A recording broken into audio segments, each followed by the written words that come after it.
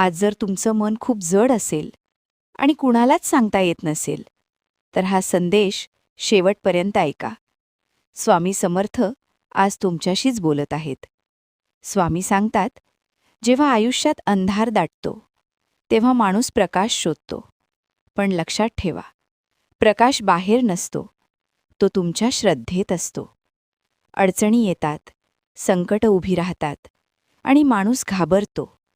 तेव्हा तो अनेक देवांची नावं घेतो. पण जो मनापासून, पूर्ण विश्वासाने एकाच परमेश्वराला हाक मारतो, त्याची काळजी तो परमेश्वर स्वतः घेतो. मी तुमच्यासोबत आहे, हे शब्द ऐकण्यासाठी नाहीत, हे अनुभवण्यासाठी आहेत. ज्या क्षणी तुम्हाला वाटतं, आता काहीच मार्ग उरला नाही, त्याच क्षणी मी तुमच्यासाठी नवीन मार्ग उघडतो.